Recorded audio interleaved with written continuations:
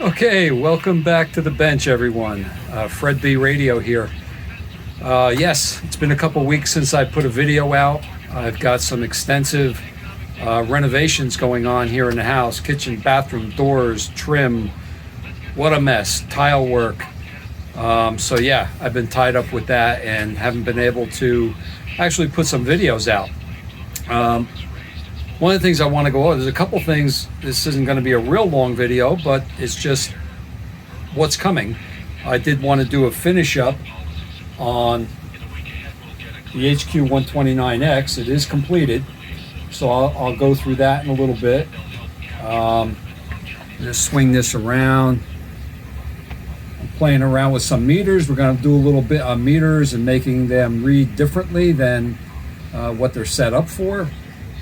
And then I've got a couple unboxings. Interestingly, the one unboxing, my buddies tell me that I'm a bottom feeder, because I look around for, I'm not really a collector. I like to get radios that need to be fixed. That's my thing. I like to restore something, not just put it up on a shelf and look at it. Although I've got radios that are on the shelf, but they all work.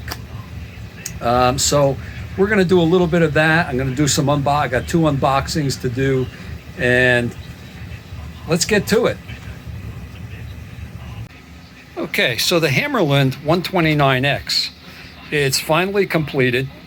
Weather here has been a lot of rainy, and I did have to paint the case. I don't know if I can get some good shots of the case, but I did it cleaned it all down, did it with a flat black. You'll see some shading on here. Yes, there was some wear on the top of the cabinet. I didn't worry about that. I just wanted to get it cleaned up and painted. So there's a little bit of shading on there, but hey, again, it's an old radio. Let me take you inside. So we're in here. Again, I got new bulbs in all over. So nice bright light. If you've been following along, this was all repainted. I got that repainted. Everything's been shined up. I used Simichrome to clean all of this down, case, everything. So that's it, and it's working. The next thing I have to do was now I want to restore his transmitter, which is a Johnson Viking 2, I believe. So that's going to take some time. But in the meantime, I've got some other projects to do. This does sound pretty good.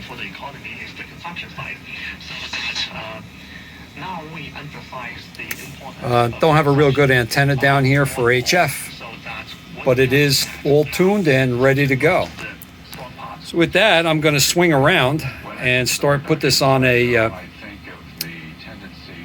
put the camera on a tripod and do a couple unboxings that I got coming in. Okay, so here we are. We're going to do a couple unboxings. Again, I'm not afraid to buy something that says not working. Although this one here, maybe I met the challenge here. Okay, not packaged very well for what it is.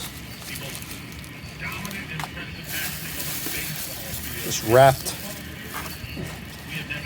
This thing is put into just a bag. Well, I don't think it could get much worse than it already is, but let's see here. All right. We've got a triplet 310 meter. It's listed as not working, and it's very possible it's not working. So that's going to be one of my projects. I want to get it cleaned up. Hopefully, and it says returned, not working, unrepaired or whatever. But I'll take a whack at it. This is a 310-C type 3. Now I do have one of these meters that's in good working condition. There's a couple screws missing, which means somebody had it apart and played around with it.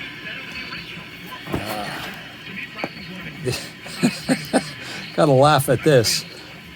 This takes the miniature plugs, and the plugs aren't in bad shape, but the cable is. Yeah, let me turn this down. The cable is all crystallized. So I don't know. Am I able to open these up? Probably not. But again, for what I paid for this, basically paid for the shipping. All right, so that's the first one. Yeah, the switch works anyway. And it seems to go to 0. That's part of half the battle. We'll just have to see what's inside. That'll be on an upcoming video, seeing what we can do with that. Now, let's go over to here.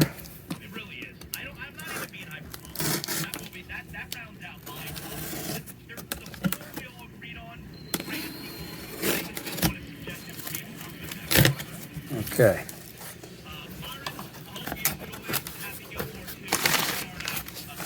Again, it's not packed great. Let me get this box out of the way. Bag out of the way. Package out of the way. You can see the meters over here I'm working on. All right, so what do we have here? This is, I'm always trolling around eBay stuff. Yeah, obviously it's a radio. I'm a radio guy. So here we have an ICO transistor radio. Now, again, the case is falling apart as I'm trying to open it. Don't know if I'm ever going to be able to fix that. Let's see what we've got on the inside here. Boy, this is stiff. Well,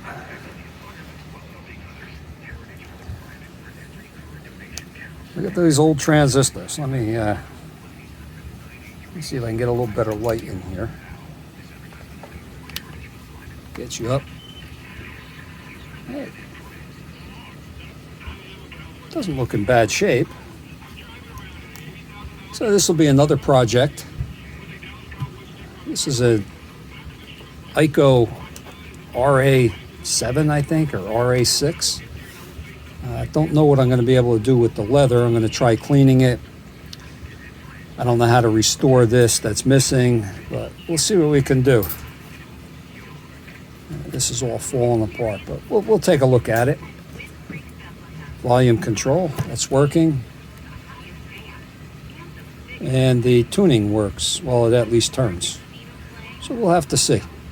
This will be another project. I've already downloaded the Sam's Photo Fact. I actually got this from the Radio Museum. I'm a subscriber there, and I downloaded this, and it's got everything I need to work on it. So looking forward to taking care of this. The project I'm doing with the meters, I had this 100 microamp meter, okay, and I wanted 100 milliamp meter. So I'm going to go into this on another project. What I did,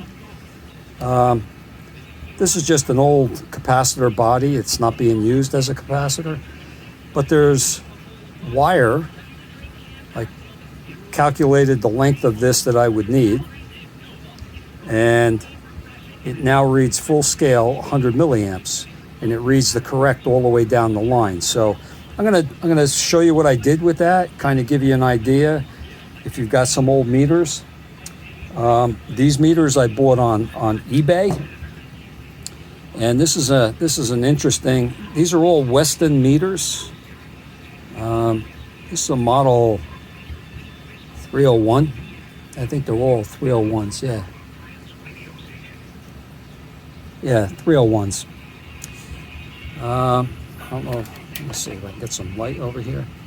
This was probably used, this looks like brass or copper up here. This was probably used in some type of a volt milliamp meter, and I've calculated the resistance to get this to read. I need this in series. There's a great book on world radio history from writers.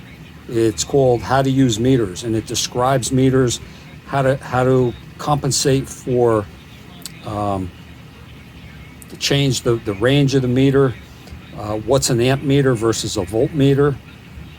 So there's a lot of things. This was also supposed to read AC, but in order to read AC, if this was in a volt milliamp meter, it probably had some type of a DC rectifier in the instrument to read in. But that's another project I'm working on.